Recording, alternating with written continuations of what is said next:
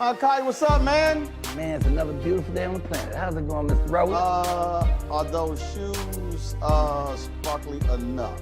Hey, man, 9-volt batteries work, baby. How you doing? I'm all good, all good. How's it going? Man, it's supercalifragilisticexpialidocious. If my life was doing any better, I think it was a setup. I'm really blessed. I'm happy, you know. I'm still here. I'm doing what I love to do, and people are paying me. It's funny, I was on stage the other night, and I was telling the audience how I know I'm blessed. Because I stand on stage and say silly, giggly shit, and they give me money. So it's a great life. When it comes to comedy, when did you know that this is what I want to do?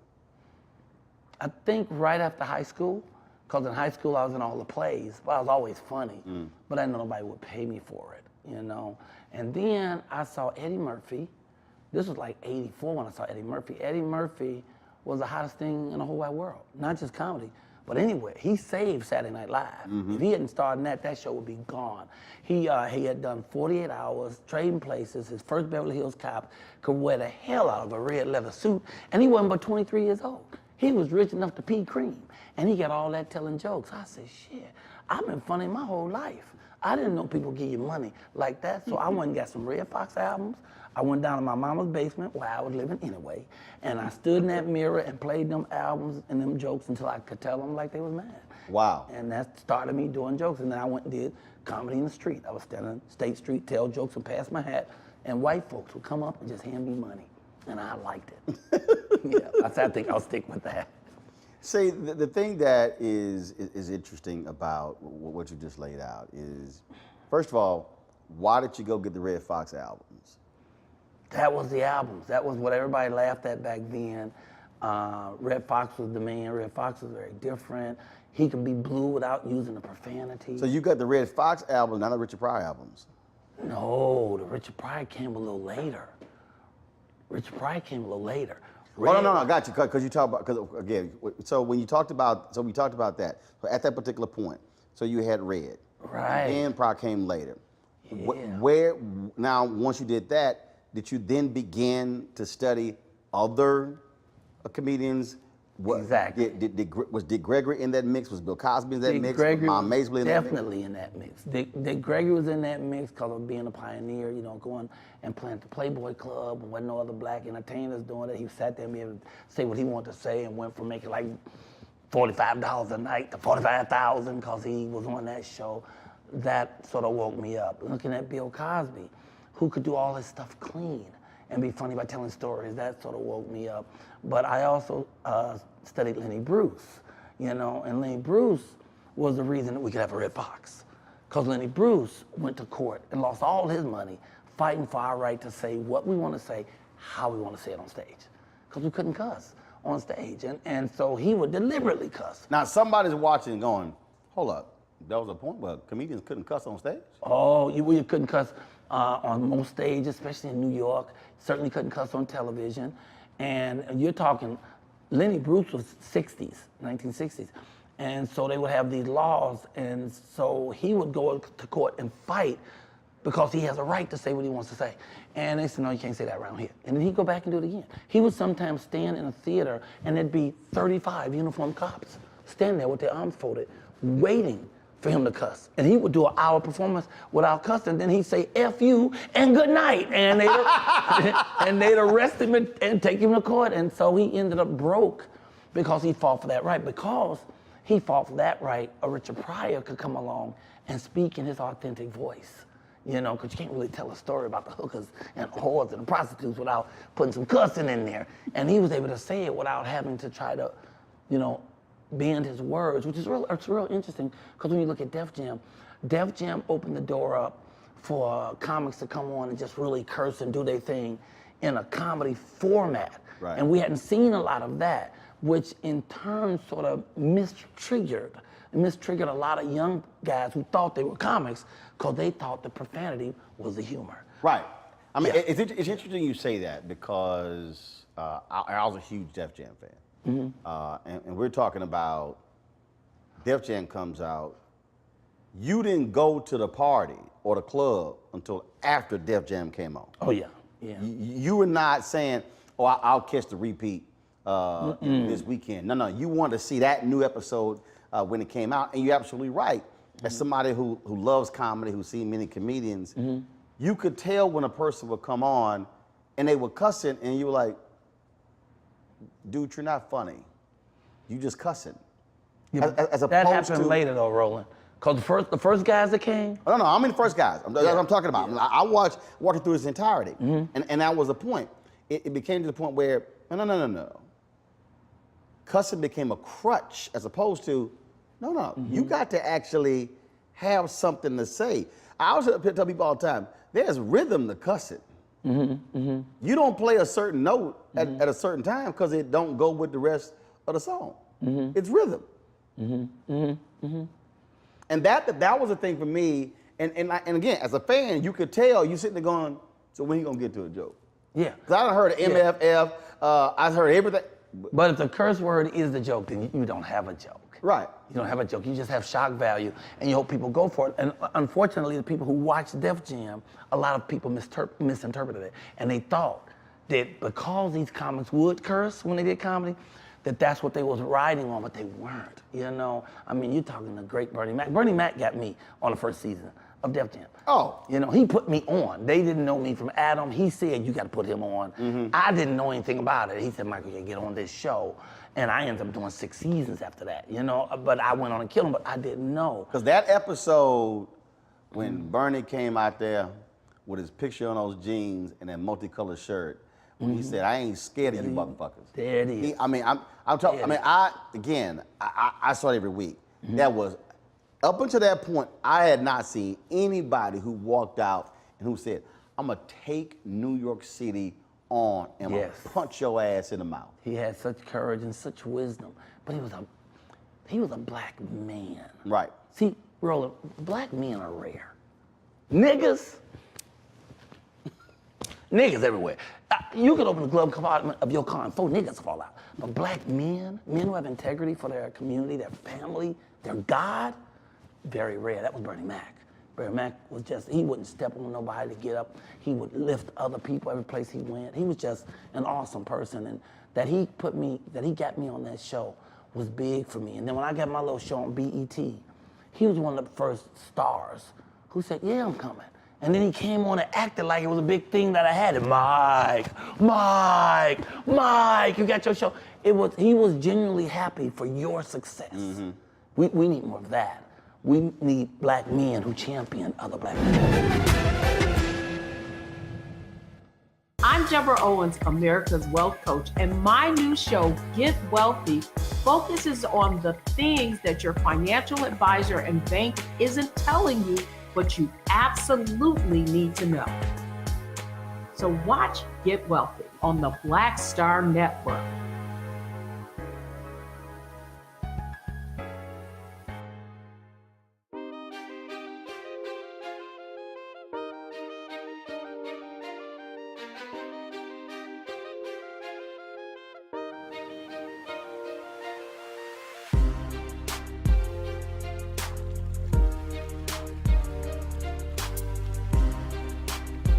So that's why I think if people, when they look at the Kings of Comedy, that one part when they were on a basketball court, and he said, y'all ain't gonna get me a show.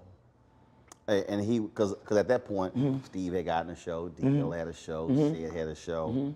And really what Bernie was saying, and again, not detracting from those three, but what Bernie was saying is, I'm way too real for y'all to give a show. And I tell people all the time that when you are that real, that authentic, and that liberated, that doesn't just scare white people. That scares some black people. Yeah, it does. And that's why you need some really clever people to see what you're doing, because that's also unique and authentic. And that's what society pays for. Unique, authentic, something like nobody ever seen before, you know, and that's what he was. Nobody ever seen anything like that before. So you look past the vulgarity, you know, because he wasn't vulgar.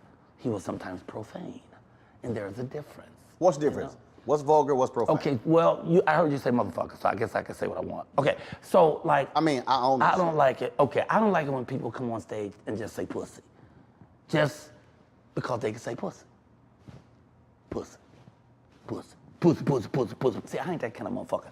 But I will say this about pussy. Okay, let me get this right. Okay, pussy is good.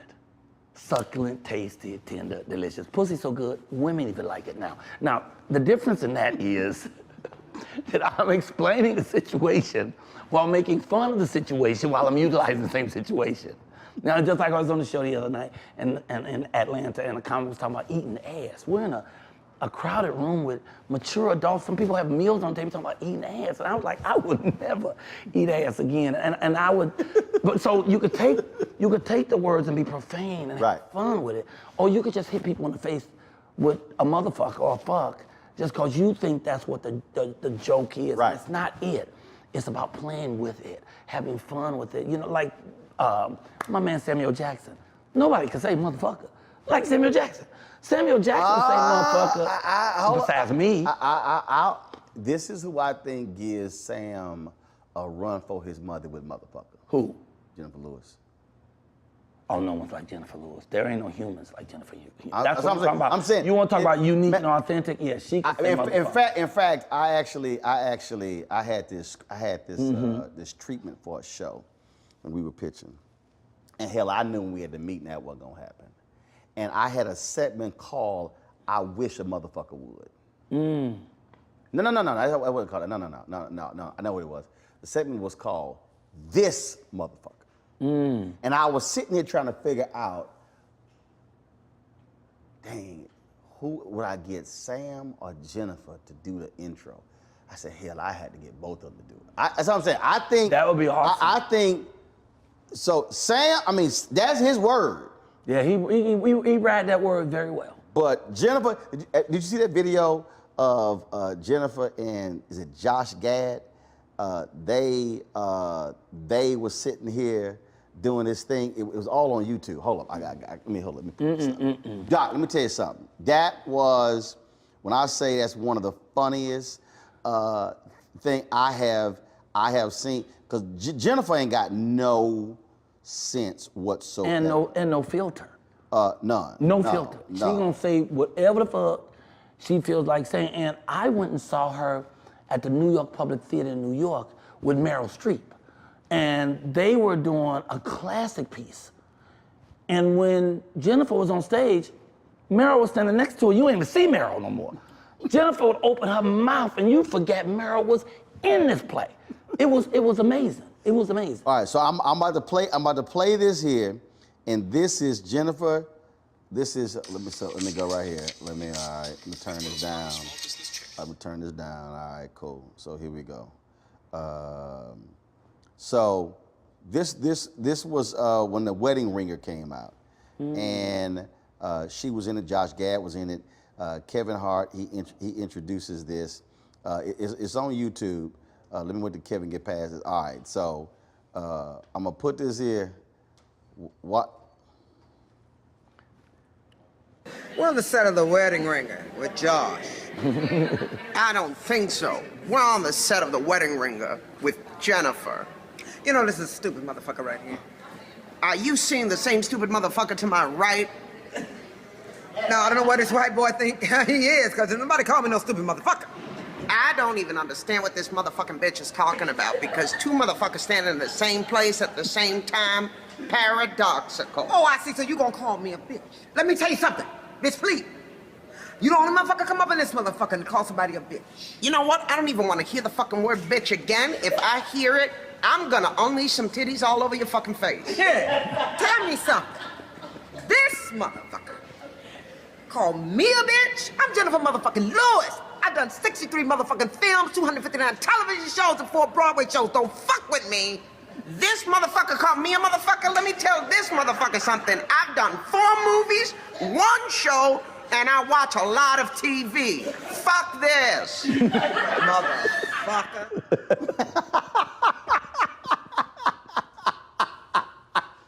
She does, unfortunately, she don't know how not to be brilliant. She can't even say hello without being brilliant. Right. That woman is, man, she's a force of nature. Yeah, she's an amazing, amazing, amazing person. I used to throw I still throw an annual Christmas party. It's my way of knowing I'm still here. So no matter what happens, every year I have this party. And I was living in Diamond Bar at the time, and I only invite you and a guest. And I only invite my friends to the play. I don't care if you're a celebrity, I invite my friends. So she knows it's her and one guest. And you gotta be on time, because we do the prayer at 5 o'clock and then we start eating. She come in right on time at 7:20. The bitch kicked the door open and walked in with 11 people and says, Jennifer Lewis. And that was it. She didn't say hi. She ain't say shit. And they walked in like they've been there the whole fucking night, sat down, started eating, feeding themselves. Jennifer Lewis is very amazing, very amazing. And she had sang a song that day. She said, I'm gonna sing a song. They want me to sing a song. I didn't want to sing, I just came to eat. So they want me to sing a song, and I have to tell you a story. I was walking. First, you saying they wanted me to sing a song, and it's your party. Yeah. You ain't asked nobody I ain't to sing. said shit to this bitch. So it's they. Yeah, Not they, Michael. Like all of y'all, they wanted me to sing. And she's sitting here like she runs shit. They wanted me to sing a song. So I tell you a story. I was walking through a field, a big field, and I saw a light. Something was hovering. And it sat down, and I had to go to the light. And I got there, and there was these little men coming out of a ship. And they came up to me and they said, are you Jennifer Lewis? I said, yes, bitch. I'm Jennifer Lewis. And they said, we want you to come with us because we want you to play our mother in a movie. And then she did a whole song about how she has played everybody's mama in Hollywood. So now the Martians was coming to take the bitch back to Mars. So she's a phenomenal force of nature. Yeah. And she is comedy.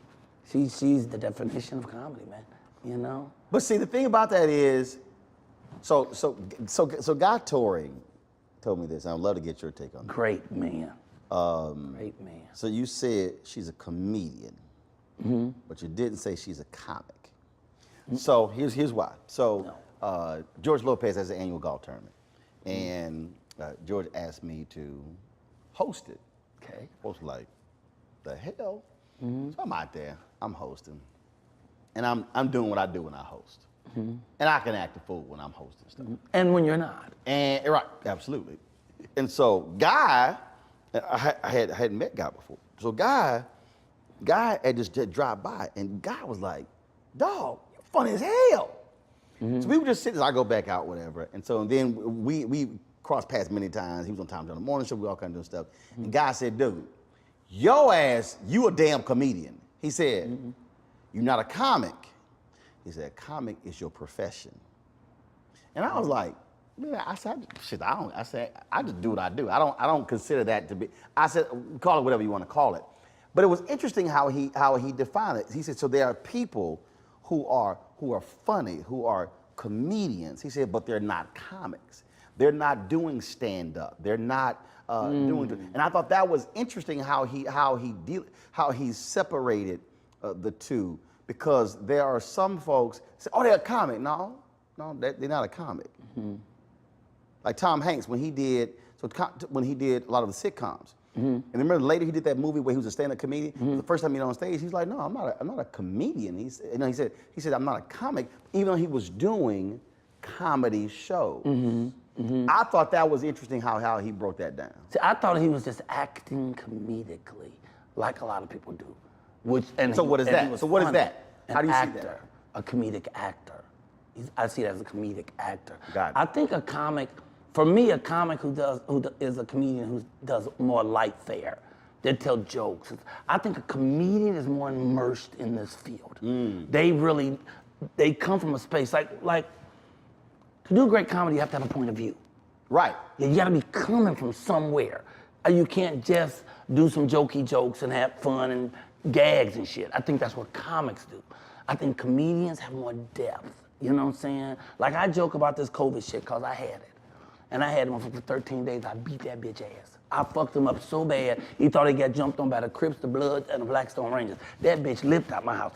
COVID left my house and apologized. So what I talk about is how I beat this motherfucker up with natural modalities. I didn't take no vaccine or none of that shit. Echinacea golden seal, black seed oil, elderberry syrup, olive oil of oregano, basic stuff that builds your immune system. I bust that motherfucking head, like Bernie Mac would say to the White Meat Show, and then motherfucker got the fuck out my house with a swiftness, So that's like a point of view. I'm talking about a particular thing, that people understand and can relate to, because there's a culture of fear out here about this whole COVID thing. You gotta take the vaccine or you're infecting other people. No one talks about the truth of the matter that it's your fucking body, and they shouldn't be asking you what's in it and have you taken a vaccine or not, or trying to force you to take anything, because if we allow that, what's next? Then they get to sterilize or they get to lobotomize, because this your shit. And when the Bible talks about your temple, some folks do need that's your lobotomy. body. But some do, and with a swiftness. Some folks. And quit talking about Jennifer Lewis. So go ahead. I love her so much. Some folks need that. Some folks need that.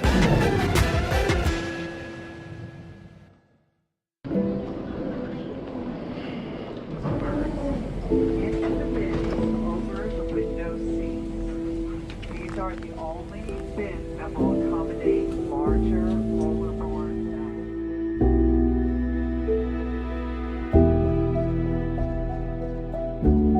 bags. They put 10 in here? 10, and you don't come out till you die. And you eat him, you poop him. Oh my God. So what?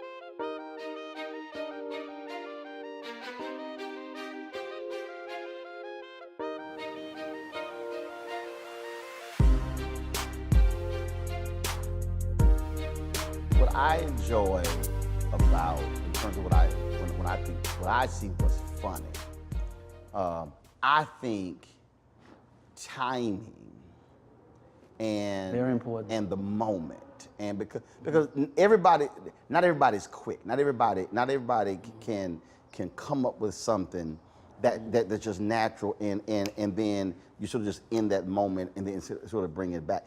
That to me, I think what's also great. I think it's just like and again, there's no disrespect to a lot of comedians out there, but I sort of get offended when there's these television people have this view that, well, only comedians could sort of host this. I'm like, no, not true.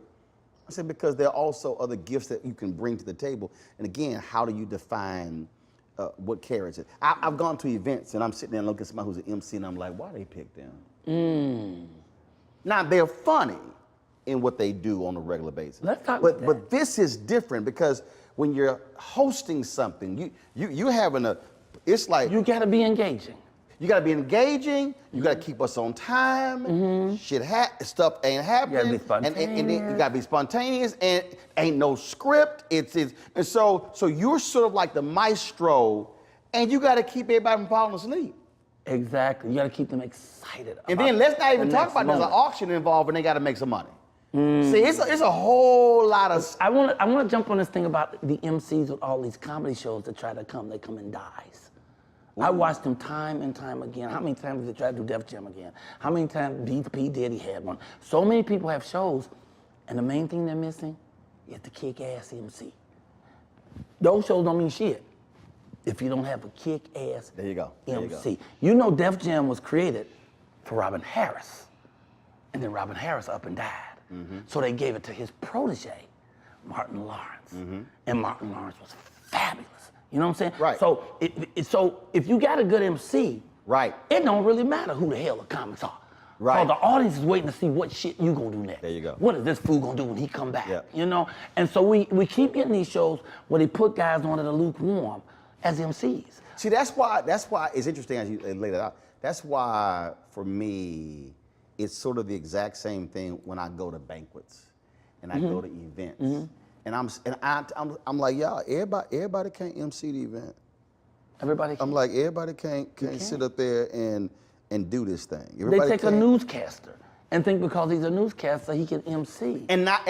And some can, but every Some can't. can. And it's like Most can. And it's like, I need you to take a seat. Because again, you have to be able to sit. I'll tell you, it's so funny. We were at the Congressional Black Caucus. So I ain't got no sense. Admitted that I have none. So they asked me to MC this program. It was the Motown reception. Okay. Michael. And Henry's sitting over there, because Henry was on camera. Henry was behind the camera, so I'm emceeing this deal. So Michael, we come on out there, and we at this event. And so then, somebody forgot the awards. Wait, I'm sorry. I missed something. Somebody forgot to bring the awards to the awards show? Somebody forgot to bring the awards to the awards show. So, we ain't got no awards. We got honorees. We ain't got no awards. Now, the event was sponsored by the 3 automakers. It was Ford, General Motors, and Chrysler. And dog, when I say I'm just swinging on everybody. So then they had these lanyards that were glittery, that were blingy. So I then went and grabbed several, and I said, well, these will be substitute awards for the night. So I mean, I'm just kidding. So then I'm talking about, I'm just like, the room is just like falling out. I'm just like, hitting hard. So they had like a break. So they come, they said, hey, if you could you not mention, we got sponsors. Could you not mention, the award snafu? And I was like, oh, okay. So then I go back to the microphone. I said, y'all know what just happened backstage? They actually asked me not to mention they didn't bring the awards. Dude, I'm talking about. They had to fall out when you said dog, crying. I'm talking people. It was crazy, just going. This how bad I killed that room. They invited me back to MC that event for 4 years. They didn't know they did. They didn't. Because the dude who put the program on was so. And the dude who put the program on was like, damn. I was like, bruh. And he didn't get it. We didn't get. He didn't the get room is crying, laughing. Yeah, and that was the whole point. I'm like, bruh, you gotta make light of no awards. I'm like, what the hell? I do a morning show 5 days a week on YouTube. I hate folks who ain't got no sense of humor. Well, I do the show, and on my show, everyone has the mandate to either be funny or be interesting. Don't come on my show and be boring. I'm gonna talk about your ass, and you're gonna have a long walk back to the car. I said that's how I feel. Again, whether I'm watching the show, whether I'm sitting here at the program, I'm like, look, your job as the MC. You are the glue. You gotta be entertaining. Yeah. You gotta be entertaining. You gotta be. If somebody, same thing. If somebody came on the show and they were not funny, they bump, you get to make fun of their ass. Cause it was just like when somebody do something stupid in this awards program, I'm gonna make light of what somebody did. And that's what people will laugh at. Oh, bro. Because they see it too. The faux pas is when you act like you didn't see the stuff that's right in front of you, that's laughable. Dude, we had the ELC dinner. Sean Gables and I co-hosting, so they were sitting there. They gave us a script that was that thick. So they want us to come to rehearse. I said, I'm sorry, I don't do rehearsal for the programs I host. One, y'all ain't paying enough. And I don't need to rehearse. So she's like, what are we gonna do? I said, the script is a guide. Exactly. Guide. Script is a guide. Guide. So before the show, dog, so they had all these honorees. And so before the show, I walked them back, and then Colin Powell goes, he said, there's that ugly man. I was like, you may have 4 goddamn stars, but I will cut your ass calling me up. So when when the program started, we had to introduce each one of the honorees. Shit, I retold the story. And she was like, I was Colin Powell. I was like, I don't give a shit. I'm going to retell the story. So then they had Magic Johnson. Then they had Emmitt Smith there. Now, I hate the Dallas Cowboys. I hate them more than I hate the Klan. Oh, my God. Like, you don't understand. I hate Matter of fact, you were wearing the Cowboys colors with them shoes. That's some bullshit. Oh. When I say I hate the Cowboys, again, I despise every element of Dallas Cowboys. So Emmitt Smith was being honored, and I was like, yeah, Emmitt Smith here, clap, Super Bowl win. I said, Emmitt, do me a favor, lean back so I can look at your white pack, because I don't give a damn about you. And so, dude, going crazy. So, one point, Sean is there next to me, and I had 2 phones, and so she's like, she goes, well, she said something about working out. She's like, well, you really need to work out. And instinctively, I sort of looked back at her ass, and I was like, yeah, you might want to do some extra work too. And so again, so my whole deal is, so when you're in that moment, You're supposed to just have fun. my deal, you use anything. So is that how it is for you as well? Do you make it clear to folks, or when you're trying to instruct somebody? No. Everything is a part of the mix. Anything. Everything can is be used. game. It's all game. All game. All of it is part of it. All of anything that you can find is funny. Because once again, at the end of the day, you have to be entertaining. I'm a much better host than I am a comedian, and I'm a great comedian. But my hosting shit is off the chain because I know how to read a room. How to see who is there, see what fits, what does not fit, what's gonna make people laugh without offending them. Like, I love cussing. Cussing, that's my shit. But I just got hired to do a church in Houston, the Impact Church, and the only thing was, you can't do no cussing, you need to do an hour. And we're gonna put white buckets on the stage. And every time you cuss, you got to put $100 in that bucket. I did 2 one-hour shows.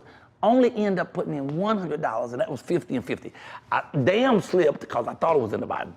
And I started to say hell, but I didn't say the second L. So I figured if I don't say the second L, you can't charge me the whole damn 50. And even the logic of that. You didn't use ass? Because ass all in the Bible. Ass is all in the Bible. That's all biblical. They said that before they said donkey. But I didn't want to do it because the place was full of politicians and clergy and all this, right?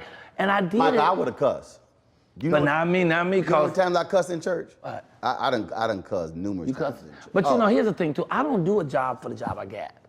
I already get that job. I do the job for the 10 jobs I'm gonna get from that job. Right. So if I know what the confines is, I stay within that confines so I can get more work. So here's how I would have done that. I would have went ahead and cussed, and then when they like, I'm like, first of all, I don't know why y'all gassed, because a bunch of y'all were cussing the parking lot attendant out when you couldn't park in your favorite spot in the parking lot. So stop fronting. All of y'all, God know y'all sitting here lying, so stop your gasking, and you're full of it. So you know this. And this is what the inexperienced comedian would do. What? I won't even say inexperienced. I'll say the comedian who don't really get it. Right. They'll go out and say, fuck the rules. I can't tell you how many times I've been with comics who come out and they say, yeah, they told me don't cuss, but fuck that, And they have disrupted the whole thing that was put together. Right. And they trusted you. Because that's the thing, as the host, there's a trust put upon you to, first of all, entertain, like you said. Right. Not to put a bunch of motherfuckers to sleep. No, we trust you not to put But that's people the to sleep. host, right. As the host. Right, now, I always say, when you the keynote speaker, you got carte blanche. You have carte blanche to a certain extent. When you're the keynote speaker, I'm not saying, first of all, we can't be at the church and say, motherfucker. Okay, good. Okay, I'm saying, that's my point. You can't throw that out. I'm saying, you can't, you still are at the church. Okay, you still are at the church. Okay, so if you throw out as, that's biblical, y'all stop tripping. And then if you have the scripture. Yeah, you can get away with a But if couple you have things the like that. scripture ready, yeah. and you say, thus says the Lord, then you're fine. But again, yes, and they'll holler. If you got the actual script after you say it, they're going to roll with that. The problem is the person who says as who don't know scripture. Yeah, or who says fuck. Oh, no. And think, hey, you had a fuck because the Bible, first thing we did is begat. No. Everybody been begat and they fucking all in the Bible. So you could go there. Right, but see, to me, it's like, so I did one, and I said, I shout out my wife, Reverend Dr. Jackie Hood Martin. I said, that was your wife's name? I said, you said that way too fast. Right, say her name again. You said that shit like one word. You got to break that's right. No, I ain't break it up. Okay. And that's why. And I then say, I said the greatest thing. I said the good thing is by being married to a preacher. I said, because if you don't feel like going to church, I said on the first Sunday, just go to the kitchen, get some bread, have her bless it. You can be right there in the bed. I said, y'all have Last Supper. I said, and then I have great appreciation. I said, because when you got married to a preacher, I said, she can lay hands on you at any time. Wow. Okay. And you just let it sit there. Right. And the room just go, and I was like, Yeah, some of y'all might catch that when you driving down the freeway and get to the house. I did that. Reverend Floyd Flake, he said, the realness come up here and say he had a preacher so she can lay hands on him anytime. I said, that's precisely what I said, Reverend. See again, now that was a sexual joke, but it wasn't as you say, wasn't vulgar. Right, it wasn't vulgar. And it wasn't even profane because you didn't use there you go words. But it was innuendo. There you go. Yeah. And they got it. Yeah. And we in church. Yeah. And so folks get it. And then when you follow that thing up, well, the marriage bed is undefiled. And like, oh, he knows scripture. Oh, he knows scripture. See, it's the people. You can get away with a lot of stuff in the church if you know the scripture that's near it. There you go. You know, and that is very great. I do want to say, I don't like to throw shade. So when I was talking about these shows that didn't work because the MCs weren't the proper MCs, I don't want any comic out there contacting me and say, oh man, you saying I didn't do an MC? I ain't throwing no shade. I believe in live and let live. Everybody do what they do. Every one of those comics that MC'd any of those shows make more than me. So they're making a living and they're happy at what they do. So it's not an attack. No, but it was an observation. Yes, and the observation is simply some folk ain't good at it. It's just, again, look, Doc, I've been there. They might be good at it, but not good enough to turn it into a star vehicle. You know what I'm saying? Because that's the thing. You got to be so good that, like you said, we ain't going to the club till we see the shit. Because it's that good. Or for me, when you're in that room, and again, I go back to when I talk about when I go to an event. My deal is, I want folk, when they go get in that car, say, but that boy is a fool. Yeah. He ain't got no sense whatsoever. Because I want them to forget they were at a 2.5-hour banquet.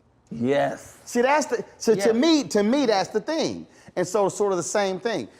To me, if you MCing a show, you want those folk 4-5 days later still talking about that event you hosted. Let me shout out that show you the Huff Awards. Maybelline Ephraim does the Huff Awards every year. HUF, honoring unsung fathers. And so they have 8 categories for fathers, for black fathers. And they give them an award, and all the money, they raise the money, they give scholarships to kids. Right. We've done 18 years of it, I've done 15 of them. I know why they bring me back. Right. Because it's church, it's grandmamas, it's kids, and I'm gonna do ridiculous stuff. They got furs. In between almost every break, I go put on a different fur. It's ladies' furs, it's men's furs. I'll do a thing where I have the players walk. So I have all these older gentlemen come up in their nice suits, and we take turns walk, show off the jewelry, show off our shoes, break your hat, stuff that they ain't gonna see, and it's gonna be engaging. Which means that, again, that's where you work the room. You work the room. You see who's there. You're not relying on your stale jokes that you tell every week all over the country. Which requires, and see, that's why I go back to, which requires, when we talk about paying attention. That was the whole point of something, paying attention.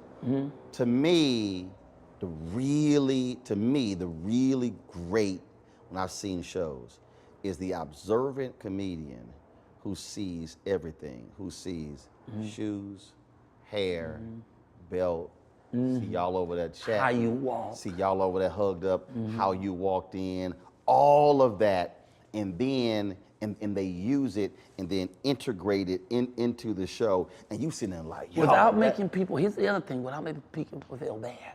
Right. To be able to have fun with people without them feeling bad about you making fun about them, they don't feel like the butt of the joke. They feel like they're part of the joke. Right. And they can go tell all their friends, oh, he's talking about how my belt was too tight. You know, where they say it in such a way where they walk out joyful for the evening, and then you're triumphant. They're just artists who go out just to win for themselves, but you don't win. Pull up a chair, take your seat. The Black Tape with me, Dr. Greg Carr, here on the Black Star Network. Every week, we'll take a deeper dive into the world we're living in. Join the conversation only on the Black Star Network.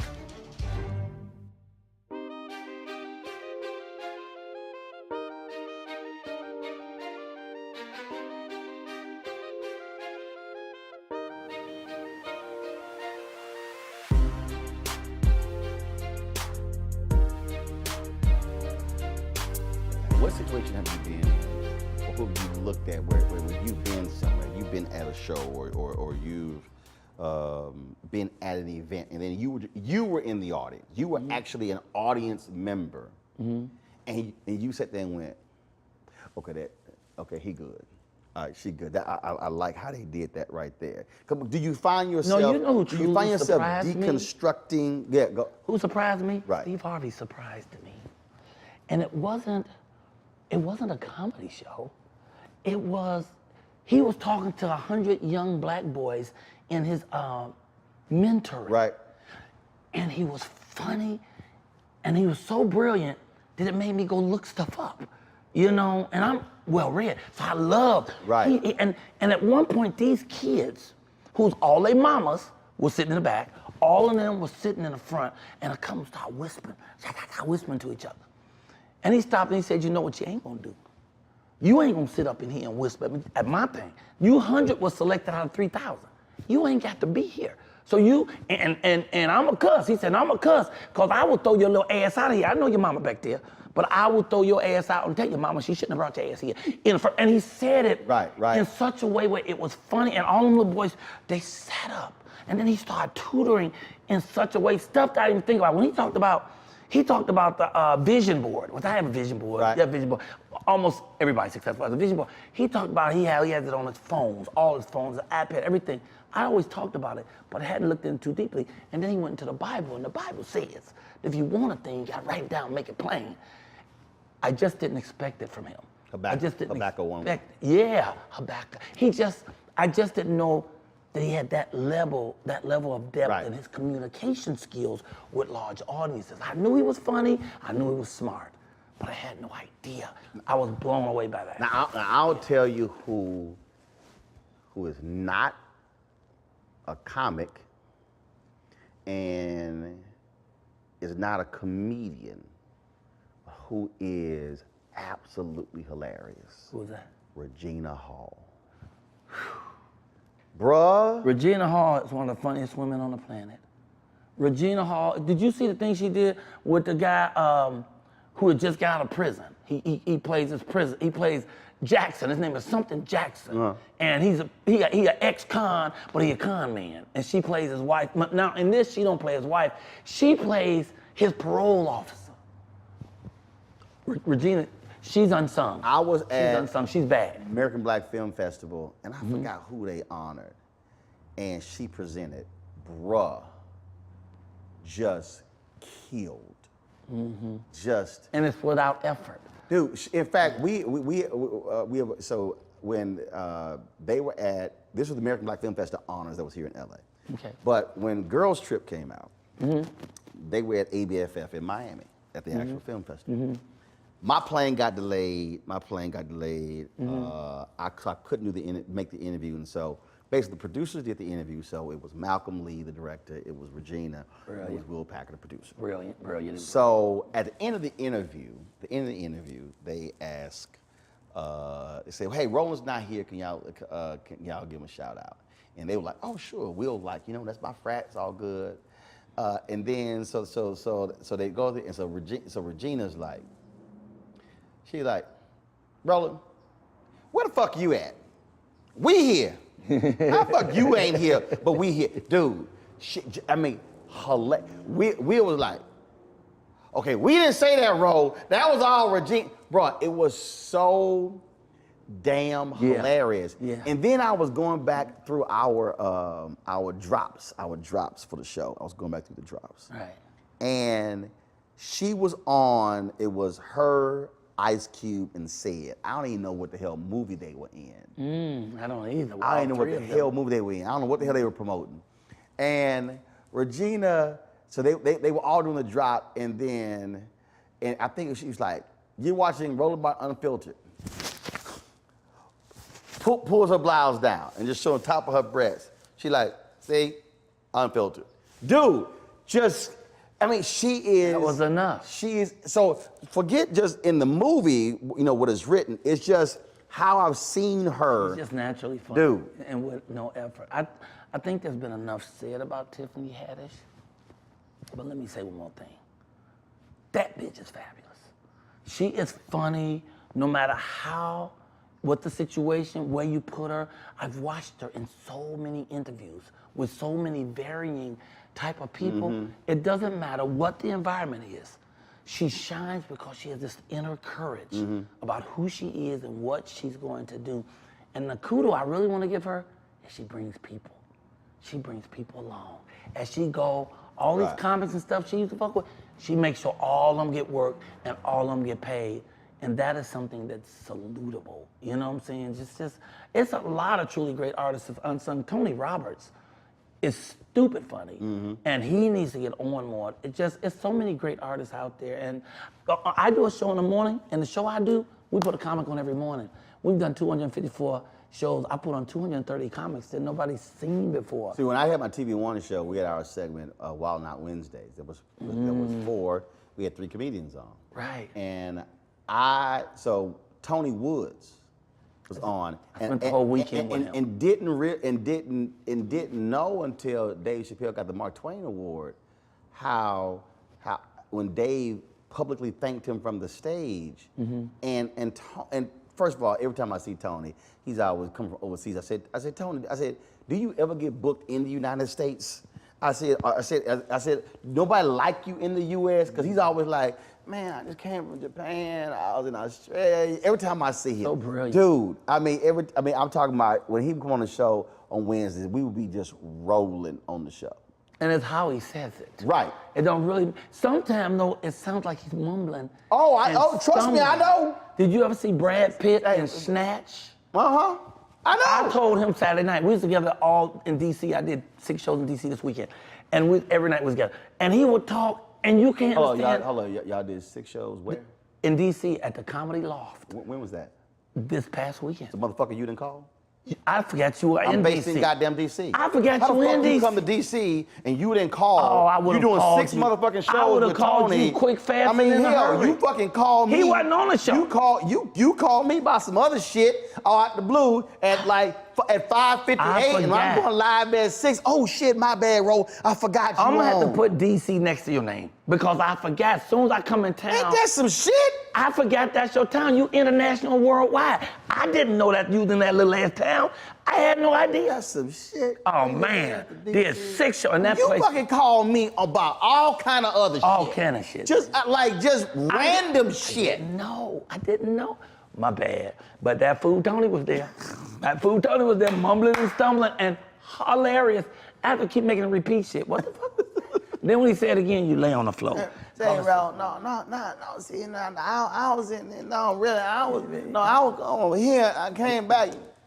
And then when you hear it, you go, oh yeah. shit is sick. You know? Now, so comedians always say, you know that point when you make comedians just fall out. Give me an example of a moment where they gave you, Mike, that shit was funny. That right there. Because to me, that's that moment when you can make cats who understand the craft just fall out. Well, when we did Emmett Smith's roast, Dallas and all, when we did his roast, that was really sick. And I think it was so funny that I think they tried to edit some of my shit out. So, because when it started, they had me start the thing, and I was in a big-ass ball, a metal ball, and they lowered me from the ceiling into the audience. And I was like, oh, they told me I was gonna be at the top, but I didn't know it was this kind of shit. You know, I didn't know. So I get out, I'm talking shit, I come on the stage, and I line people up. And then I was just able to tell just jokes and play with people. But it was like hilarious shit. And then, of course, the poor boy came up who had a faux pas. Woo! And Jamie just dished. One of the planet's geniuses is Jamie Foxx. You ain't gonna outdo Jamie. When I had that show, BET Live from LA, that's the first time Jamie wowed me. I've been seeing him on all kind of shows. He came on as a guest to do comedy, and he said, you mind if I play piano? I didn't know the nigga could play the piano. When I tell you he played the shit and was funny and playing and genius shit, he was brilliant. But when he got his hands on that boy, that roast, it was, Doug Williams, bless your little heart, wherever you are. I hope he's still in the business. But no, he probably murdered him. I think he probably working at UPS or something, because that was. I haven't heard a lot about him. I think he's still out here though. Yeah, he's still out here. But Jamie, man, took his Dog, blades. He took his blades and sharpened them. And bro, you can't. That was. Some folk don't know. Okay, now I got another one for you. What is the funniest bit you've ever done where you didn't say a word? I don't know if I have any bits where I never said a word. Like you didn't say it. It was complete. It was something. I mean, and again, I'm not talking about even. I'm talking about whether you were hosting something or whatever, where you didn't say a word, but the room fell out. I just think for me, it's when I'm casing my own house, because I'm a crackhead. So I did crack for 23 years, and as of March 1st, I have 10 years of sobriety. But I was casing my own house, and I tell a story about how I was casing my own motherfucking house. I'm halfway out the door to the TV. Then I realize it's my place. And when I do that, I fucking take off, and for the next 7 minutes, I'm running through whatever room I am, hiding behind chairs, behind things, and people are literally screaming because of the actual guy casing his own house. That was probably the only time I've done something like that. I'll say the funniest thing I've ever done, but I didn't say a word. It was the Trumpet Awards. And that year it was Malcolm Jamal Warner and Nicole Ari Parker as hosts. And they had me and Lisa Ray sort of as like sidekick, sidekick, whatever. It made no sense, but we were funny as hell, so we really should have hosted the show. And so this was the year that they gave Don Jackson, Central City Productions, who was the executive producer of the Trumpet Awards, they gave him a Trumpet Award. And Don Cornelius came to present it, okay? But Don Cornelius comes in there, and Don's 70-something. He got these black leather pants on, black leather jacket, boots and everything. And so Michael, Lord have mercy. So Don up there, and he presents Don, and it's two Dons. And Doc, they get to telling stories. Now, mind you, 5 minutes go by, 8 minutes go by, 10 minutes go by, 15 minutes go by. Wow. 20 minutes go by. Now, mind you, Don is the executive producer. He's the one who's in the truck. Hurry this shit up! No, he's on stage. So it's over. So you would think the executive producer of the show would know to get his ass off the stage because it's going too damn long. You still got... But they scared. You still got... And I'm like, y'all in the truck, but so it's not like anybody in the ear. So they go, Roland, can you go out on stage and just stand behind? So we step out on stage, and you know how you want to step out on stage? You want to step out on stage, and you want them to feel your body. Right. Which then says, hurry the hell up. Well, that shit didn't work. That didn't work. So, straight up, Mike, straight up. So we on stage, we on stage, Michael. And I'm standing behind him. And I'm like, man, these two old ass dudes will not shut the hell up. We still got to present Steve his award. Said got to come out. Well, are you saying that out loud? No, this is me. Okay. But I'm on stage like, damn. They gonna shut their ass. I mean, dude, this is literally, we're now at the 30-minute, this is one award. Of them still talking. Did you ever look at your watch? They are still talking. Did you ever look at your watch and do that? Do all that. I mean, we did all that. And they still keep going? They still going. So Michael, no lie. So I'm standing there. And there were 3 stools that were sitting on stage after 7 had just performed.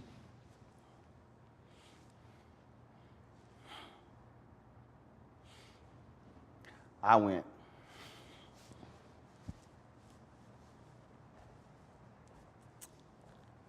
mind you, they on this side of the stage. Right. The stools are center stage. The show is going on.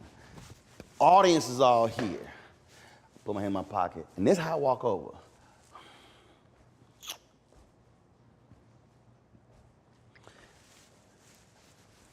grab the 2 stools, just like this here.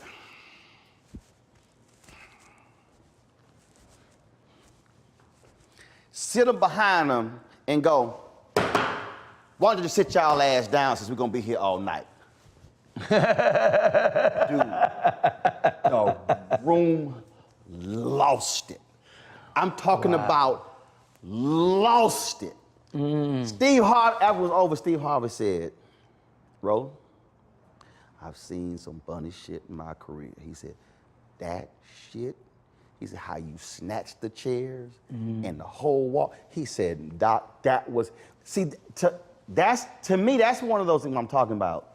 Whether you're hosting whatever. It's a moment. It's a moment. It's a moment. Where you just sit there and you like, it ain't planned, it's not, it is just. And once again, you did what everybody in that audience wanted to do. There you go. And that's what makes you win in those rooms. Dude. You do what they were thinking, but they don't have the courage to say. But see, that's where you're going back to your point about hosting.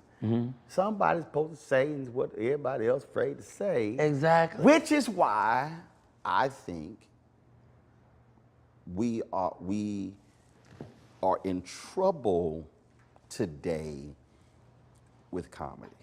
Because I have long said, you got these folks on these college campuses who acting a fool, everybody's sensitive.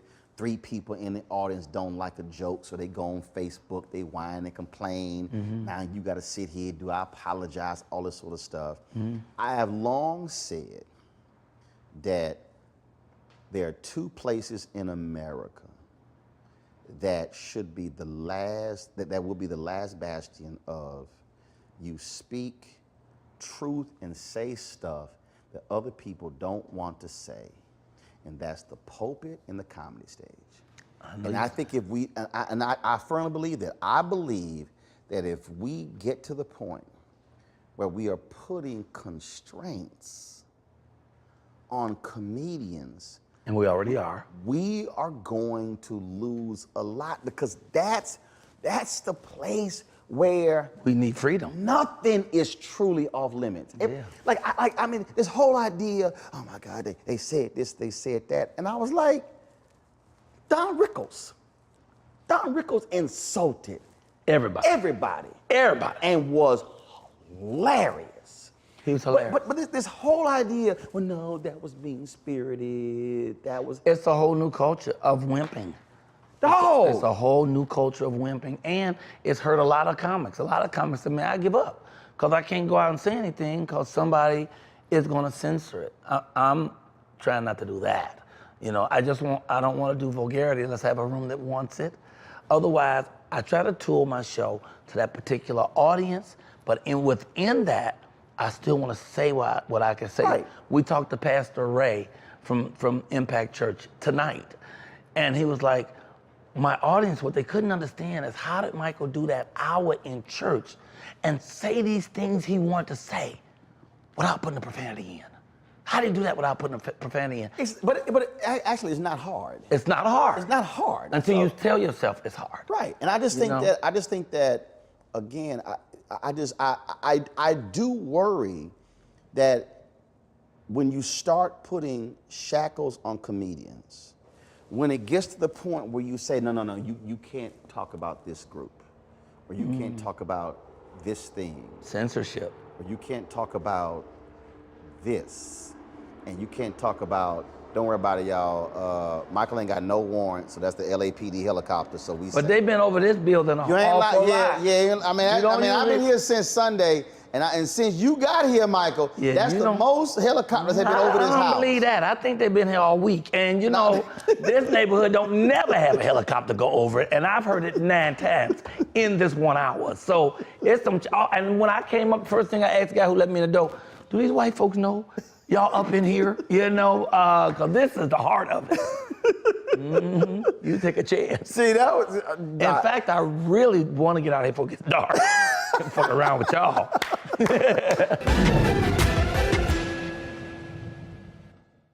It's time to be smart. Roland Martin's doing this every day.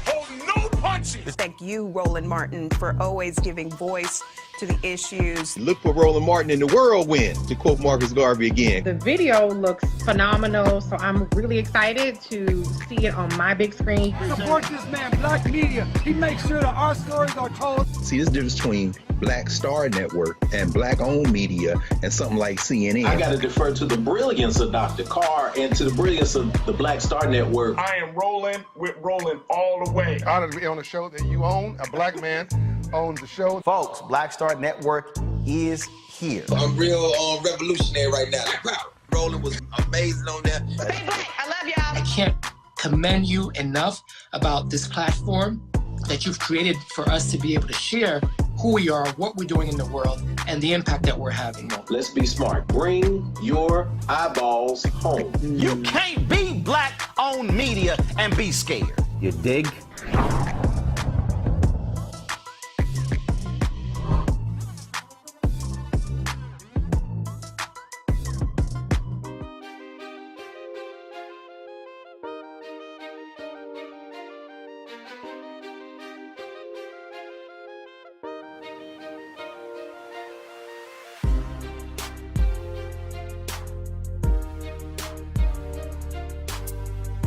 I hope we can take some time to talk about my morning show.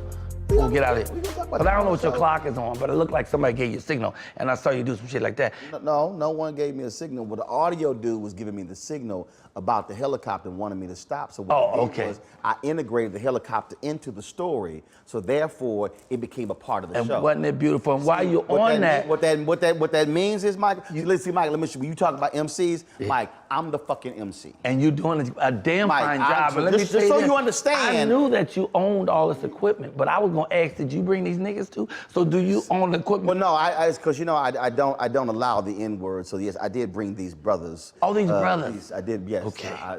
I did bring these brothers. I brought. Well, I'm glad I didn't wear the shirt I was gonna wear. And I'd like to apologize for that word. Okay. But I really do, man. I really do worry that we're gonna have a generation. I'm telling y'all, Too much they want Michael's ass. I'm telling you, Mike. We had no problem when Richard Lawson was here, Glenn Turman was here, Mario Van Peebles was here. Then you ain't hear nothing. Jack Kay and Bill Duke and former crackhead ghetto ass. Oh damn! And we've got multiple helicopters. The project shit. We I got got the track 'em. LAPD and the sheriff's office helicopters flying over this house. Them my fans, man. They love me so much. We heard my guy went in there, you know.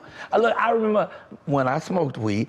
I remember I was in D.C. coming back to Baltimore, and we were smoking. The whole car was full of smoke, and we got to one of them 6-way turns, and it said no turn on the red, but I was so high.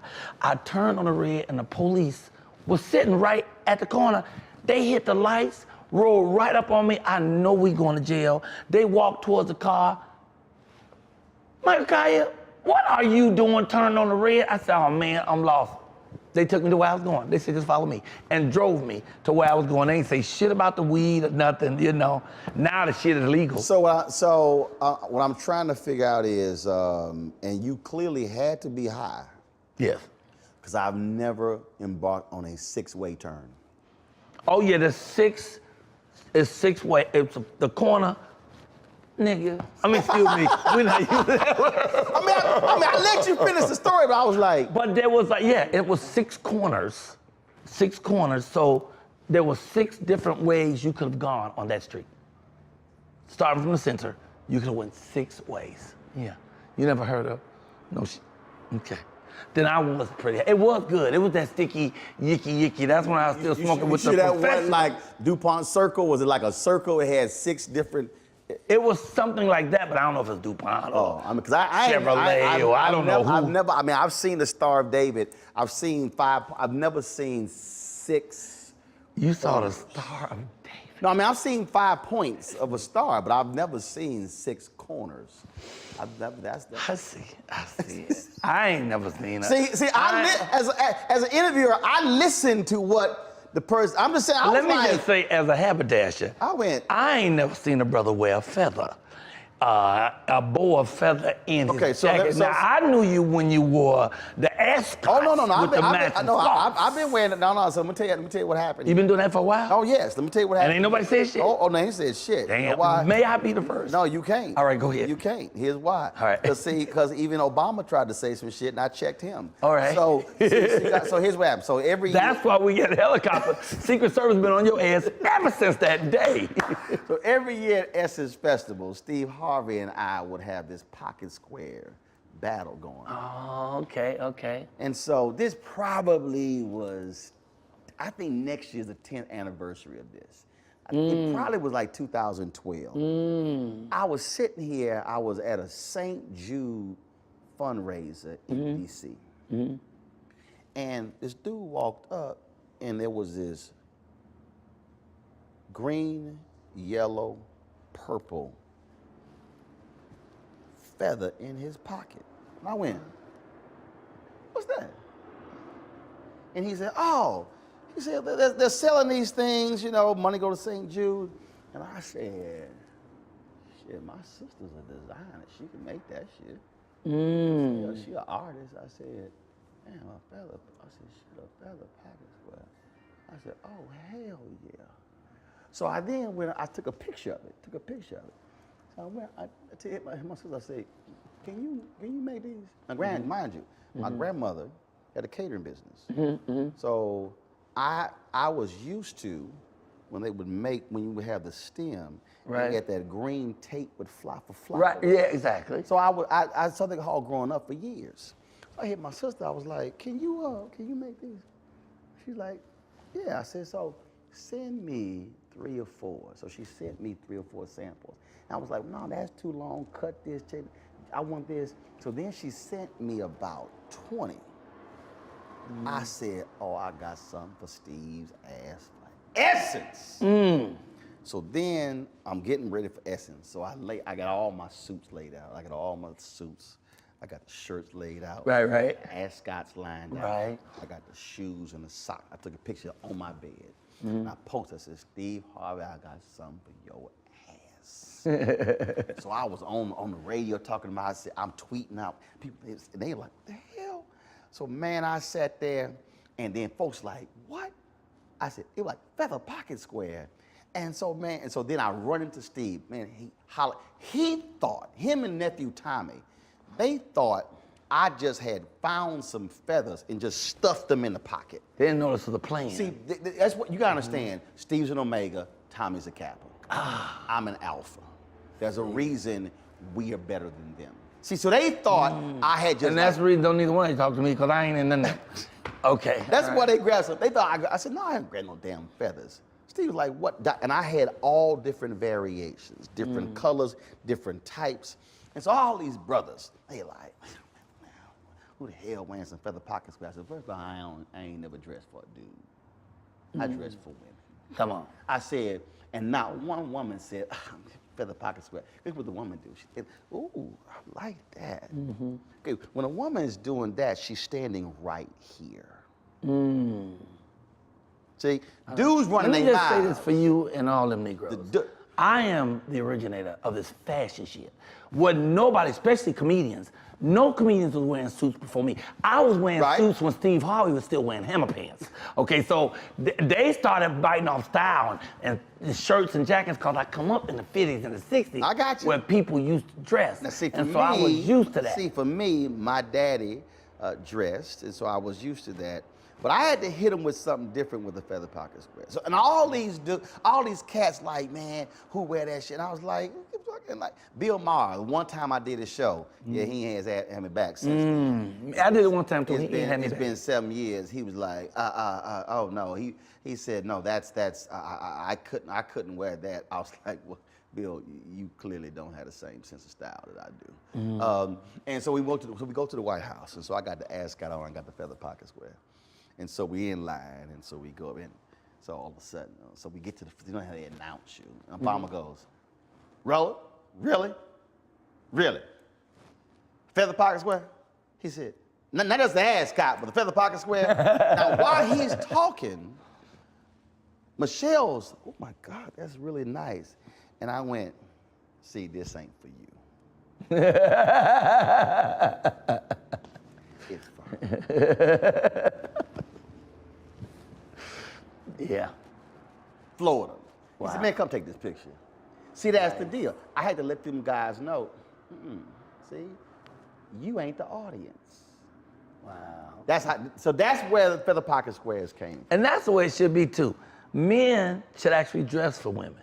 Women should dress for men. I would have conversations with my woman sometimes about stuff that looked good on her, and she'll, but I don't like that. And I'm like, yeah, but I'm the one who's going to be looking at you. Don't you want to wear something that I like that's going to tantalize That what she told me? you? Yeah.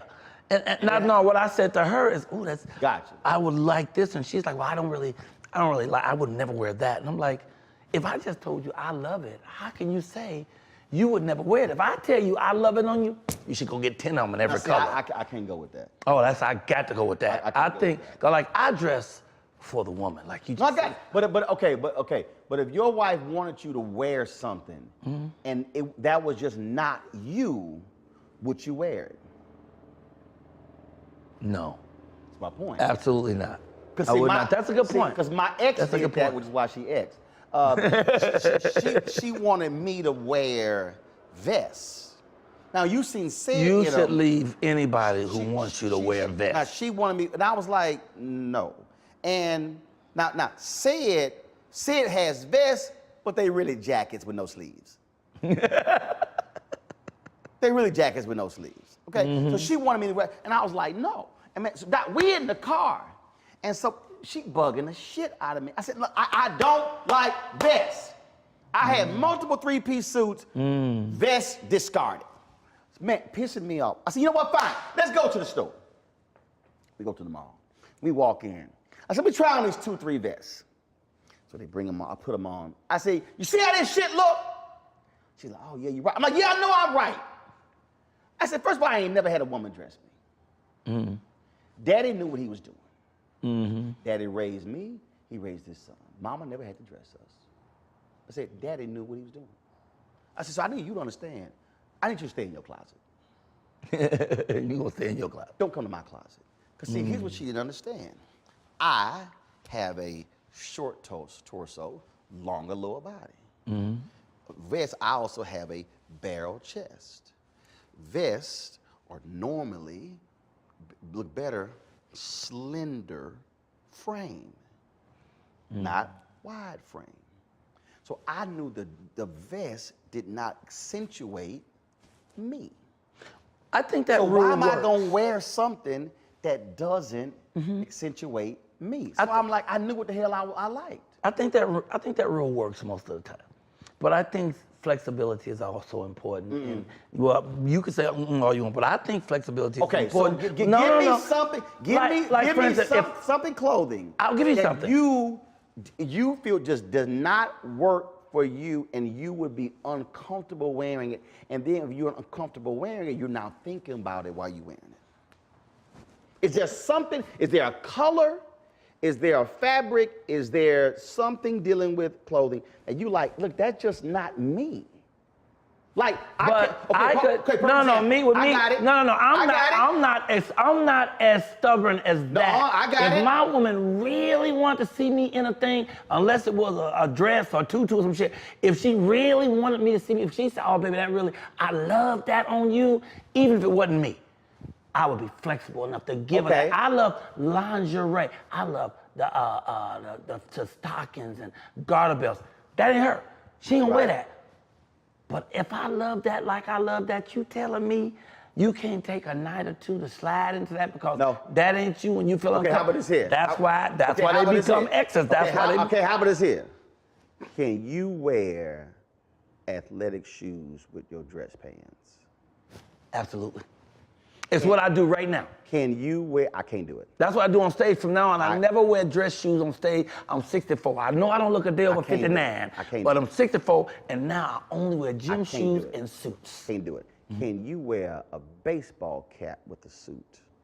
I could do that. You could? Yeah, because I have some that's made out of Harlem, and they look like crowns. And a baseball cap with the emblem. Can't do it. Can't do it. Can't do it. And you couldn't do it if your woman said, Daddy, that looks so good on you. Could you wear a Jeffrey Osborne throwback and Kim now wears a sheer shirt? I wouldn't want to. Let me just say I wouldn't want to. But if my baby said, Daddy, I get so hot when you wear that, I'm wearing it. I'm wearing it in all colors. See, I putting it on. See, I can't. I got to have flexibility. No, here's why I can't. Here's why I can't. Because if there's something that I wanted her to wear, and she wasn't comfortable in it, see, I want her to be comfortable in it. I want her, when she walks. Here's how I think, though. When she walks out. I want her to be comfortable in it because I like it. No, see. Yeah, no.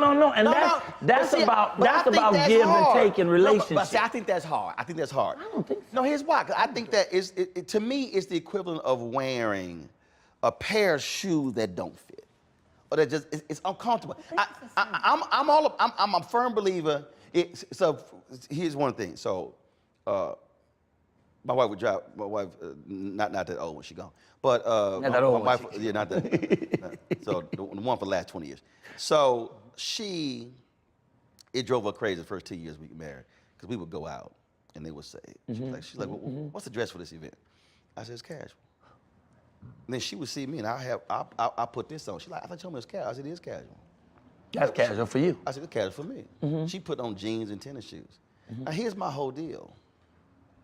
I'm not gonna say, you put them jeans and tennis shoes on. She comfortable. I'm not gonna say, you know what, babe, I would really like for you to put on something a little bit dressier. No. Don't matter. If we went to a black tie, we go, like, a lot of times she'll ask me about the dress or the shoes, and I give my opinion on it, whatever. But the other times I'm like, are you comfortable? She's like, well, I really like this, but what about this? I say, oh, which one do you really like? My most important thing is, if you are comfortable, if you can walk out there, man, your full comfort and just, I'm like, go with that. That's for what I me, mean. Mr. Rowland, for me, I find that selfish. I think Hold that on, relationship, for her to be comfortable? Yeah, I think relationships are about reciprocation, they're about give and take. So I don't think it's about rigidity. This is what I do, this is the only thing I can do to make me comfortable. If my woman say, but baby, will you try this? I'm not gonna say, no, I ain't gonna try that, because that don't make me comfortable. I'm gonna say, baby, you really like that? That ain't my thing, but you really like that? Well, let me go and try to make it look good for you. Because they're giving us some of the stuff she wants. I want her to give me some of the stuff I want. And that's why my perfect example is lingerie. That she ain't going out on the street being uncomfortable. She being uncomfortable for a couple of hours in the room with me if she gotta be uncomfortable. But it's something that I know is gonna arouse me. If she knows that's gonna arouse me, how could she say, nah, I ain't doing that cause I ain't comfortable with it. I'm just gonna wear my damn pajamas. But see, what arouses me is her being comfortable. See, that's the difference. Yeah, so for the me, other it's not, 98% of the time, right, I make sure she's comfortable. Right, so but if she can't give me 2% of give and take, I don't want to be with that person. No, I don't even want her. I want her. If she says to me, look, I ain't wearing, look, I'm wearing them heels. I'm wearing these flats. Kobo, do you? I think you look great in them heels, but you ain't got to wear them heels for me. See, I'm gonna say, baby, I know you don't feel comfortable in them heels, but what happens to me when you wear them heels? Oh my Lord! And you got them fishnecks on, and you got the garter with the real garter belt, and then the breasty things, and they pushed all up the things, they're pointing at me like I'm their favorite. Mama, do something to me, make me want to go and buy you something cute. I give a perfect example. I hate. You seen them sundresses? Women have, but they cut off right under the breast. Right. You could have the skinniest woman, she looked pregnant. I hate them dresses. What I hate is oversized women who wear the top and the bottom and let the fat part stick out. See, that's a whole different thing. My wife loves wearing them dresses, and I would tell her, oh, I hate that damn dress. Your ass look pregnant. And now I would crack on it. She's like, it don't matter, I'm comfortable. And I joke about it, but it's like, now, would I ever buy her one? Hell no. I said, you want that dress, you gotta buy that dress yourself. No, I hate those dresses. Well, I'm never gonna tell her the stuff she's wearing I don't like. But I am going to tell her the things I would love to see her. So wait. So she put something on and she said, Michael, what you think? And if you don't like it, it don't work. You ain't gonna say it don't work? I wouldn't know. I've never seen anything on her that I didn't like. Oh, I'm telling you, if something, Okay, so like, let's say she had to wear box on her head. I would say, I don't think I like that. No, I don't like that. I don't like that, you know. She says. Now, I know you into boxes, so that's a whole different thing. But I'm just saying. She puts on these shoes. And then, and you just don't think it works. You just don't think it works with the combination. Oh, I don't do that. You gonna let it flow? Yeah, I don't do that kind of thing. Huh? I don't do that kind of thing. I don't look at what she's. No, if she asked you. Oh, if she asked me, if she asked me to give my opinion, because I have a dash. And how you gonna I give dress more than I joke. And how you gonna give it? Cause. Well, I'm gonna tell her that. I don't think that works. I think that's interesting, but I don't think that. See, you nice with it. Yeah, but I'm not gonna say, oh, that shit fucked up. I'm not gonna ever do that because that's her taste. See, mine is, Like I hope she wouldn't wear no crazy shit, but I see people wearing stuff in the street and I like, that motherfucker, they ain't got no friends.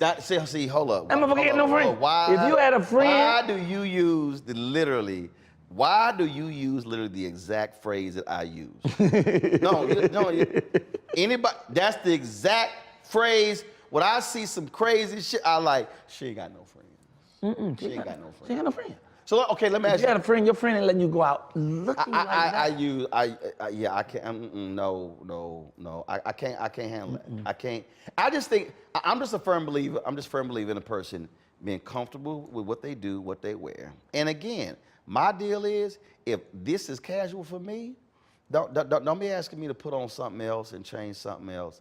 That's what I'm saying. My wife does not buy me clothes. Let me tell you something. Okay. My girl won't let me buy her clothes.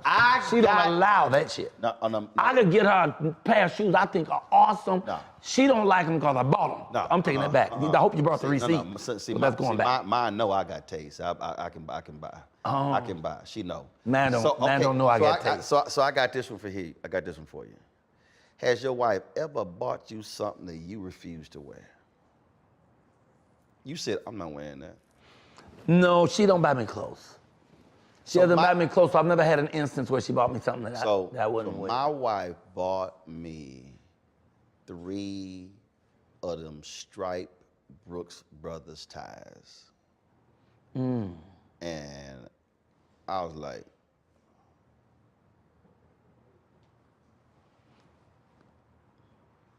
okay.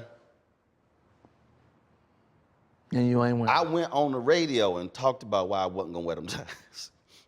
No, my daddy, she gave my daddy. I was like, I can't stand those Brooks Brothers ties.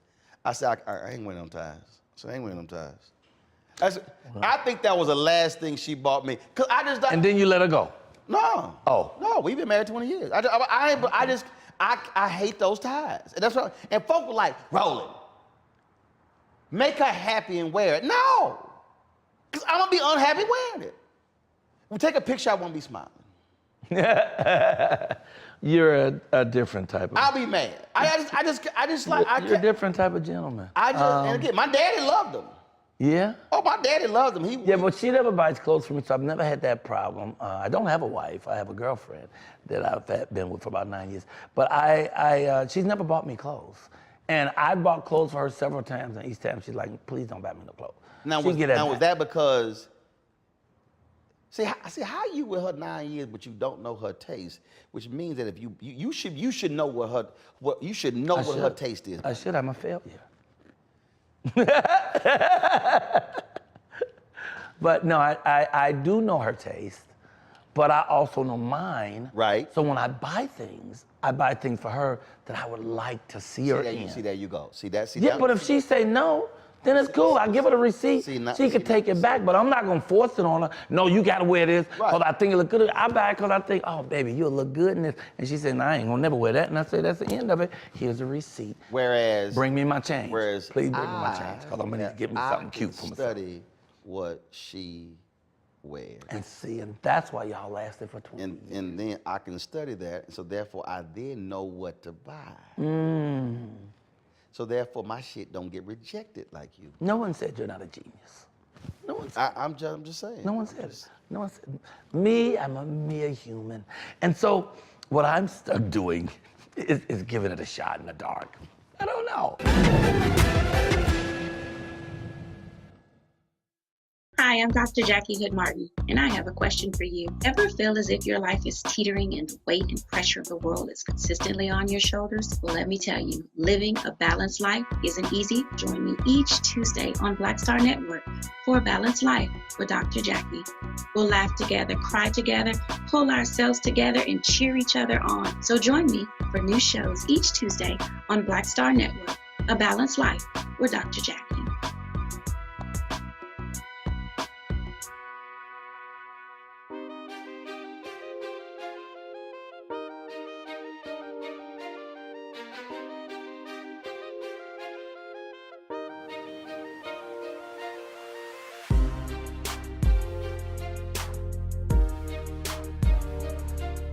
Look, I can't be here all night. Let's talk about some shit I want to talk about, because I gotta go.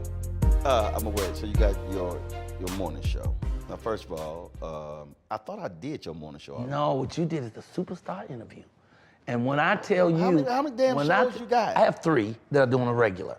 So 5 days a week, I do the Michael Colyar morning show. That's okay, what is that? That's a show I created so people have a place to come and laugh and pray every day. So Monday through Friday, we do an hour show, 7 a.m. Pacific time, 7 until 8.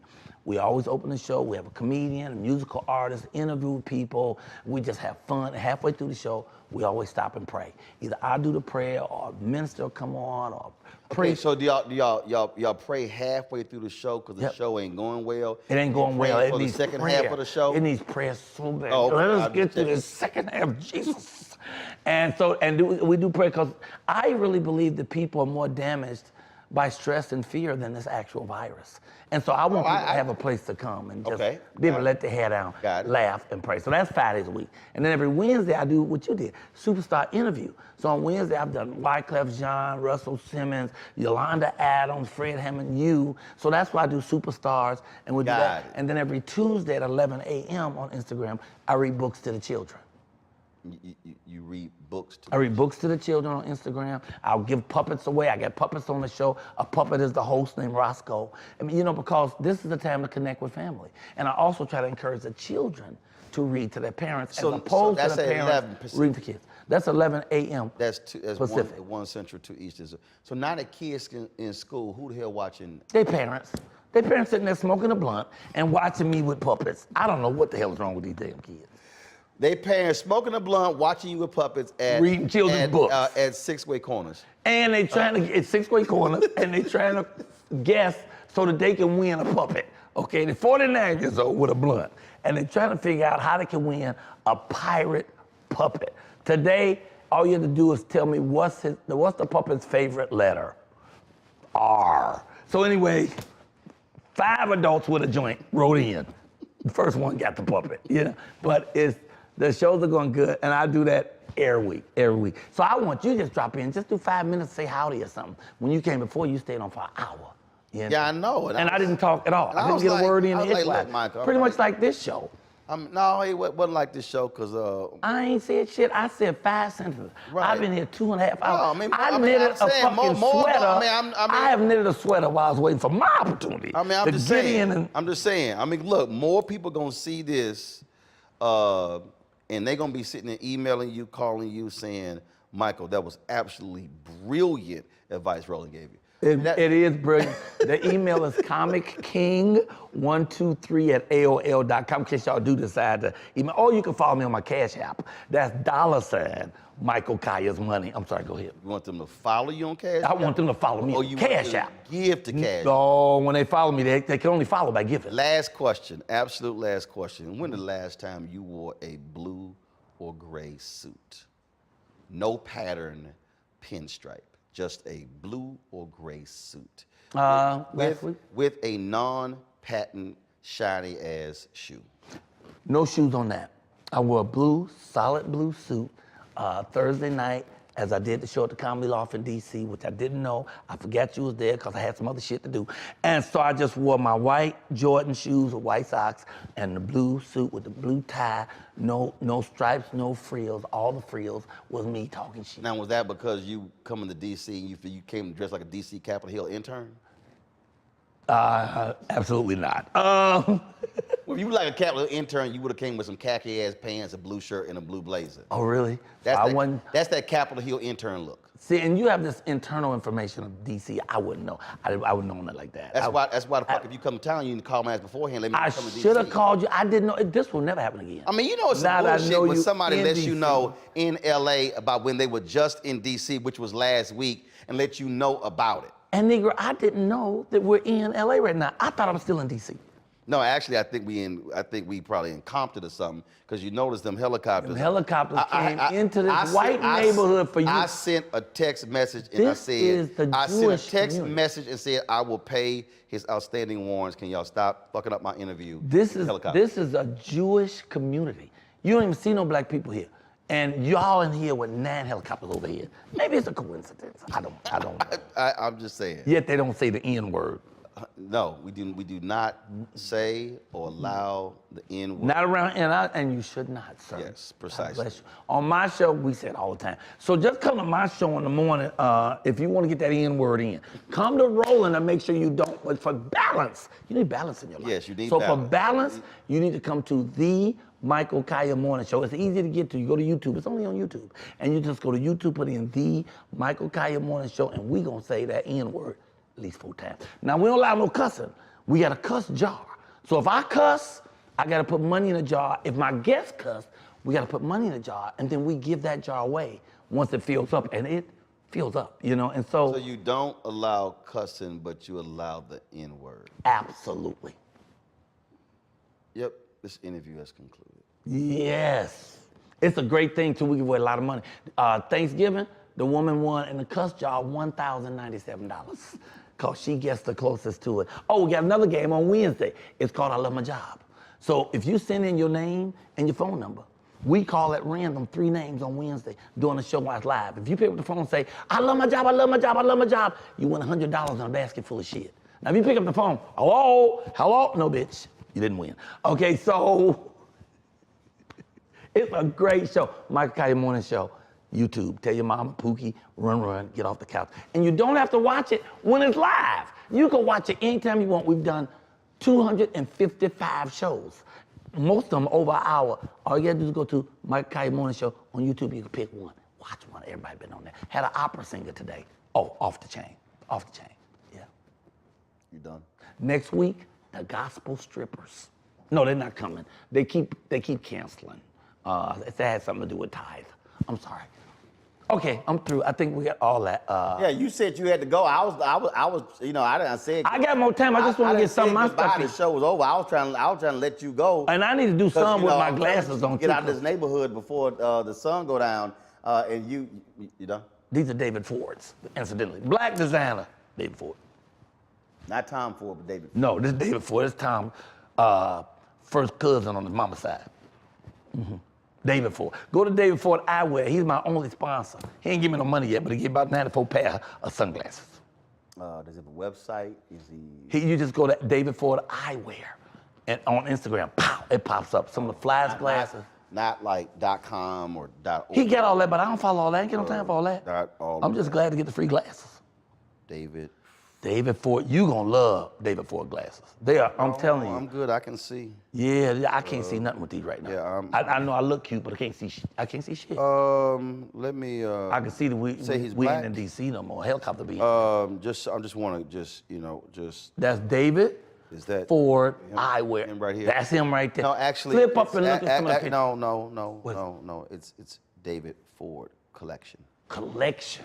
That's when you get a whole bunch of them. You just get one. This is why I'm here. Because if I had not fact-checked your ass, they would be on Instagram looking for David Ford Eyewear. I ain't get that kind of money. I get one pair at a time. I'm trying to get the whole collection. He can get the whole collection. I can get him. Okay, it's David Ford Collection. David Ford Collection. Y'all see that? You're going to be fly. And then you got all types. Scroll down and look at a couple of them. Men, women, everything. Fly. You got to spend that Versace money. You can look Versace-esque and not pay that kind of money. What, you open a bag of chips? What are you opening over there? The hell? You know this is a live production. You know, he done broken a bag of Lay's. He'd have been here so long. People done took naps and shit, and Roland still talking. He'd open chips. We'd order dinner for everybody. Helicopter should be back in about 10 minutes. It's the Roland Martin Show, damn it. No N-words, but you could cuss like a motherfucker. I love it. That's what I'm talking about. Nah, you're talking about some live shit. Can we leave now? I'm through. Yeah, we can go now. Because I got to get this neighborhood. It's about to get dark. I got to get out of here. They find black people walking around here. Somebody going to jail. I can tell you that. I bet you I say the N-word then. Okay, I'm going to say this. N got me arrested. I just don't know how you got all these cameras and stuff. You own all of it. You got cameras sliding back and forth. You got Negroes shooting with a camera and his own personal phone. Don't you upload none of that. But ain't nobody here white. I noticed that. Ain't nobody on this crew white. 37 people on the crew. Ain't a white man nowhere around here. That's why the helicopters keep going by. They coming again. Give me 5 minutes. Oh, black owned. Black owned for real. He owns the cameras and the Negroes running them. I love it. I love it. He brought them all. It's a bundle. He got them as a bundle. He bundled it. Get out of here. You got to go. This has been a real pleasure. And I want to thank you so much. You are a king, sir. Appreciate it, baby. Thank you. I meant no offense to anybody. I just be trying to tell my truth, but I ain't trying to say no bad stuff about nobody. I want everybody to live and let live. And if you don't like it, fuck you too. Because here's the thing. I'm just trying to live, baby. Can a brother just live? Let a brother live. Okay, I got to go. And you notice I didn't wear a hat on purpose? I let it sit over there on the side. No, actually left it right there. Right there in the middle. Did y'all get the hat on the camera, though? Because the hat still won its moment. Okay, you can't miss the hat. It's the middle of the goddamn shot. Well, I can't believe it. I didn't bring my chicken. If I brought that chicken, it would have been over. The rubber chicken? Please. You don't even, almost said the N-word again. I'm about to get out of here because all y'all look nervous. Okay, thank you, Roland Martin. Thank you for letting me be on your show. You're excellent, sir. Thank you. He called me when he calls the stars. Can't believe it. I guess Steve Harvey couldn't make it. Okay, gotta go. Yep, I called him when I came to LA, but he didn't call me when he came to DC. All right. Oh, wow. Yeah. But you're on speed dial now. See that right there? See, just so I'm gonna call you in every city from now on, just to make sure you ain't there. Just so y'all know, if whatever I do, if Michael is in the audience, that's going to be a part of the bit. See, I forget nothing. I can't wait. I bring everything I can't wait. back. I'm gonna say, did you bring your crew? All them people that you employ, all them Negroes, are they in the back shooting? And the white folks can get scared. He brought the Negroes! You know, sorry. This is a great show. This is fun. I don't know how much gonna actually make it to screen though, because since we talked 4.5 hours of show, but 45 minutes. So a lot of it's gonna be on the floor. Well, see, this is what happened when you own the shit. Yeah, all of it. I love that. That's what I like most about Bob Johnson. When he was at BET, he used to say, I don't work here, I own here. I used to love that phrase. I can't wait till I can say that, you know? But Sheila also owned. Oh, they Which is why when they got divorced, she got half. She did get half, but all you need is 1/2 of $1 billion. And that's good afternoon. Wait. No. I shouldn't even say this. She got half, and also his company too. She got half of the company. Yeah. I still think you're right though. Yeah, he all right. I think it might be all right though. I think all right. They both were kind of cushy. And she did put in the initial money. So you got to remember, folks, they help you get there. So I remind you that. So I ain't mad at that. People say Bob Johnson founded BET. No, Bob and Sheila. That's true. She did get the money and the judge, but that's a different story. Don't bring me in on that, because now you just get messy. He just get messy. You know, that's his thing. Oh, I'm sorry. Is it still on? Okay. Yeah, we're done. They done cut this stuff off 20 minutes ago. We just babbling now. Y'all know he ain't even looking stuff. You know he ain't filming nothing. Everybody doing other stuff. He been eating for 40 minutes. He got a package of shit he done opened up over there in the bag. He's so annoyed. At this point, he's so bored that he's loudly opening the bag. Right, the audio person. The damn audio and he's person. So you know he hear it. He's an audio person. He hears himself opening these crunchy ass bags. So out of everybody in the room who should not be opening a loud any ass more bag, indicators it's the audio that person. this shit should end? Is there anything else we could possibly do? The police that came, the helicopters went over there, the sound man that crunched every bag. He done packed his shit and started making phone calls to the house. The little thing that's been sliding back and forth to stop sliding. What the fuck? Okay, all right, it's time to go. I can get this neighborhood. Thank you, Roland. What a fun show. I appreciate it, baby. I love it. I love them shoes. I ain't lying about that shit.